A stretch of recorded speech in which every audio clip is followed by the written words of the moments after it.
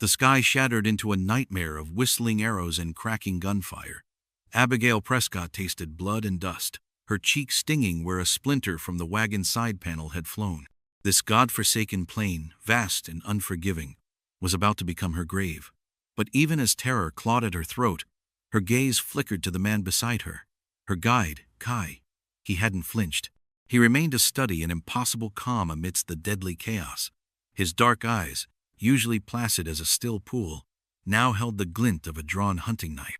This silent enigma, the native tracker she'd hired for his knowledge of forgotten trails, he was about to become the outlaw's most lethal miscalculation. For coiled within that quietude was a storm of hidden fury, and the first drops were about to fall. Abigail was a woman forged in the crucible of necessity. Left a widow with little more than a strong back and a sharper mind, she'd poured every last cent and every ounce of courage into this trading venture. Her wagon, groaning under the weight of precious tools, medicines, and bolts of bright calico, represented her defiant stand against a world that expected women to fade into the background. The destination was Stone Bend, a raw, hopeful settlement clinging to life on the far edge of the territory, a place where her goods could mean the difference between survival and despair for its inhabitants. The route was a serpent's path, through hostile lands, which was why she'd sought out Kai in the sprawling, rough-hewn outpost of Miller's Crossing. The old, one-legged trapper who'd vouched for him had said, "Kai reads the land like a scholar reads a book, and spirits walk with him." His silence had been a constant companion on their journey, unsettling at first. A deep well Abigail couldn't fathom. Days would pass with only guttural affirmations or subtle hand gestures from him. She'd once seen him, near a parched riverbed they'd named Arroyo Seco, pause mid-stride, his head cocked. He'd then led them on a wide detour, offering no explanation. Only later did she spot the telltale tracks of a large grizzly, fresh enough to make her blood run cold, exactly where they would have passed. He hadn't mentioned it, his preternatural awareness simply a part of him, like the air he breathed. She had thought his stillness a sign of detachment, but now, with death riding down upon them, she sensed it was the focused calm of a perfectly honed weapon. Their first brush with the coming storm had been 3 sun-scorched days earlier, at a place the maps called Antelope Wells, though no antelope had been seen there for years. 6 riders, hard men with eyes like chips of flint, were watering their horses. Their leader, a gaunt figure whose face was bisected by a puckered white scar that twisted his mouth into a permanent sneer, was Cyrus Crowvane. Tales of Vane's brutality were whispered with dread across the territories, of homesteads burned to ash with families still inside, of stagecoaches looted, and their passengers left for the buzzards. Vane's cold obsidian gaze had swept over Abigail, then lingered on her wagon with an unholy possessiveness. He'd said nothing, merely letting a stream of dark tobacco juice fall near the hem of her dusty skirt, a gesture more insulting than any curse. His men, emboldened, had offered lewd catcalls and threats thinly veiled as jests. Abigail, her heart a cold knot in her chest, had kept her expression carefully neutral, her hand instinctively moving closer to the greener shotgun by her seat. Kai, astride his wiry pony, had seemed to pay them no mind, his attention apparently fixed on a distant butte. Yet, Abigail had noted the almost imperceptible tensing of his shoulders, the way his fingers tightened on his pony's reins. He'd led them away without a backward glance, but that night he'd chosen a campsite nestled deep within a cluster of granite boulders, a natural fortress, and his usual quiet vigilance had intensified into an almost palpable aura of alertness. The prairie itself seemed to hold its breath in the days that followed. A profound sense of being stalked settled over Abigail, a constant, invisible pressure that frayed her nerves. She found herself jumping at the snap of a twig, the sudden cry of a hawk. 2 dawns passed. Kai had silently dismounted, his gaze fixed on the dew-kissed grass. He'd picked up a single, almost invisible strand of dark horsehair, snagged on a low bush, then pointed to a scuffed patch of earth where a shod hoof had recently pressed. "They scout ahead," he'd murmured, his voice like the rustle of dry leaves, "then fall back. They know our pace."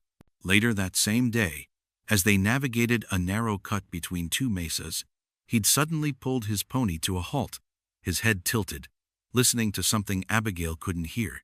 He held up a hand, and she'd reined in her team, her heart thudding. Minutes stretched into an eternity, filled only with the hum of insects and the distant sigh of the wind. Then, from the ridge above, a small pebble dislodged, clattering down the rock face.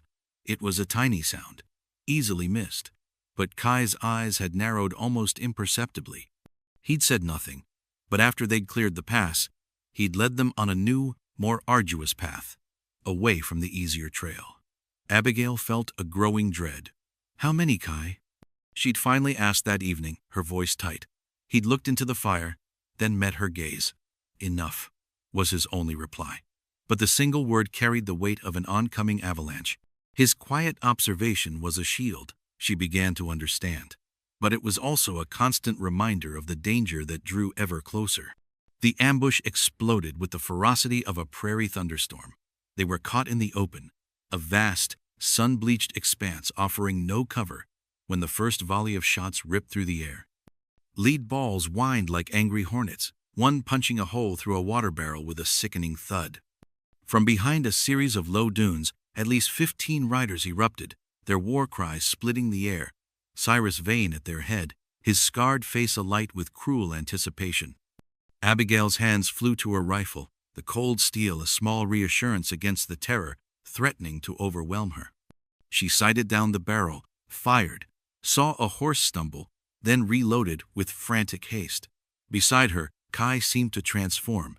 The placid guide was gone. In his place was a figure of coiled intensity. He'd already loosed 2 arrows from his short, powerful bow before Abigail had fired her second shot. Each arrow was a whisper of death, finding its mark with chilling precision. One outlaw screamed and clutched his chest, toppling from his charging horse. But Vane's men were numerous, hardened by violence, and they pressed their attack relentlessly. 2 riders, their faces contorted with malice, broke from the pack, their eyes fixed on Abigail, intent on cutting her down. One of them, a mountain of a man with a matted beard and a glinting axe tied to his saddle, bore down on her, his evil grin mirroring the one from the thumbnail. "Your time's up, Miss Traitor," he roared, his voice swallowed by another crack of gunfire near her head. The wagon bucked as a wheel was hit, threatening to send them sprawling. Despair, cold and absolute, began to grip Abigail's soul. This was it. Then, in the space of a heartbeat, the world shifted. As Vane, his scarred lips peeled back in a triumphant snarl, spurred his horse forward for the kill, Kai erupted. He didn't just move, he exploded into action. With a grace that defied the ruggedness of his appearance, he launched himself from his pony, landing not with a thud, but with the silent agility of a hunting cat. The simple bow vanished, replaced as if by magic with a gleaming tomahawk in one hand and a long, bone-handled knife in the other. His dark eyes, moments before watchful, now blazed with an ancient, terrifying fire. A single, sharp cry tore from his throat, not a word Abigail knew, but a sound that spoke of generations of warriors, a primal challenge that sliced through the bandits' exultant yells and struck a chord of pure fear in their hearts. His entire demeanor had changed. He was no longer the quiet tracker, but a spirit of vengeance unleashed upon the plains. Vane himself pulled his horse up short, his expression of triumph wiped away, replaced by stunned disbelief. His men, who had been riding with the arrogance of predators, hesitated, their momentum broken by this sudden, shocking transformation. Kai was a blur of motion, a whirlwind of lethal intent. He met the first charging outlaw not with defense, but with a devastatingly swift attack. His tomahawk a silver flash in the sunlight. The man went down without a sound. Before the second could react, Kai was upon him, the knife a whisper of steel that found its mark. He moved with a ferocity that was both breathtaking and horrifying, using the chaos to his advantage, turning the outlaws' numbers against them. He was not merely fighting for survival, he was dispensing justice with every calculated, deadly strike. Abigail could only stare, her fear momentarily eclipsed by a profound, disbelieving awe. The quiet man, the enigma, was a warrior of terrible, beautiful skill. The brutal dance of combat shifted in an instant. Kai was the eye of the storm, a force of controlled destruction. He weaved through the frantic, disorganized outlaws, his tomahawk and knife rising and falling with deadly purpose. An outlaw who lunged with a bowie knife found his wrist seized in a grip of iron, a sharp twist, a sickening crack, and the man reeled back, his weapon clattering to the dust, his face a mask of agony. Another, trying to draw a bead on Kai with a pepperbox pistol, suddenly found the warrior too close, the tomahawk cleaving through the air where his head had been a second before, forcing a panicked retreat. The hulking outlaw with the axe, who had been so confident in his pursuit of Abigail, now found himself the hunted. He swung his axe in a wild, desperate arc, but Kai ducked beneath it with fluid ease, his knife darting out like a serpent's tongue. The big man gasped, his eyes wide with shock, then slowly crumpled to the ground, his menace extinguished. Seeing Kai's incredible prowess, witnessing the impossible become real, Abigail felt a surge of desperate courage. Her hands, slick with sweat, firmed their grip on her rifle. She took careful aim at an outlaw, drawing a bead on Kai's exposed side, and fired. The outlaw shrieked and clutched his arm, his shot going wild. Cyrus Vane, his face a contorted mask of rage and disbelief, screamed, "He's alone! Take him down, you curs!" But his men's bravado had shattered. They saw not one man, but a vengeful spirit of the plains. Vane, consumed by fury and a dawning fear, charged Kai himself, his heavy dragoon revolver barking flame. Kai moved like smoke, the bullets tearing through the air he'd occupied moments before. As Vane's horse thundered past, Kai pivoted, his body low, and with an explosive burst of strength, he launched himself at the outlaw leader. He caught Vane around the waist, dragging the heavier man from his saddle. They crashed to the earth in a brutal tangle of limbs. Vane, snarling, fought like a cornered wolf, his fists and boots lashing out, but Kai was a whirlwind of focused power. There was a brief, desperate struggle, the grunts of exertion, the thud of blows, then a choked cry from Vane. Kai rose, his chest heaving, the bloody knife in his hand.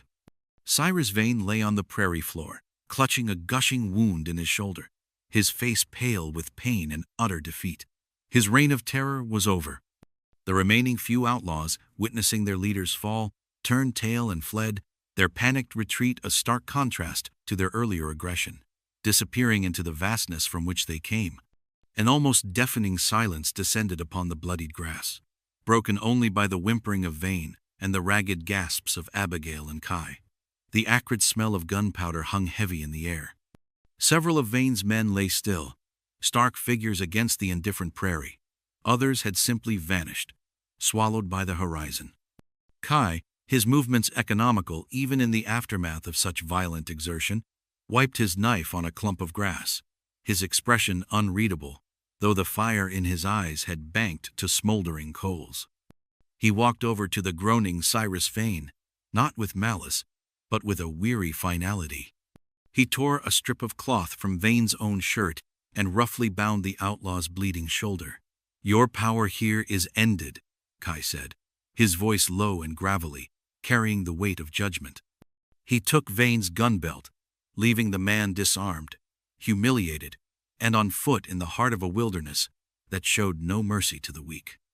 Abigail slowly approached, her rifle held loosely in her trembling hands. "Kai," she breathed, the name a question, an expression of awe, of gratitude too profound for words. He met her gaze, and for the first time, she saw not just the warrior, nor just the guide, but the man, weary from battle but resolute. "We are safe," he said simply.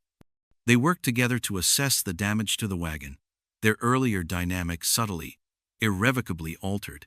The bullet-riddled wheel was secured, the fallen goods reloaded. As they prepared to move on, Abigail knew their journey to Stonebend would be different. The silence between them now held a new depth, a shared understanding forged in the heat of battle. She no longer saw a quiet, perhaps indifferent, tracker. She saw a guardian, a man of immense courage and skill, whose depths she had only begun to comprehend. The vast, untamed plains, she reflected, held countless secrets, but the greatest, Most astonishing secret she had encountered was the quiet strength, the hidden fire within her native guide. His legend and hers would travel with the wind.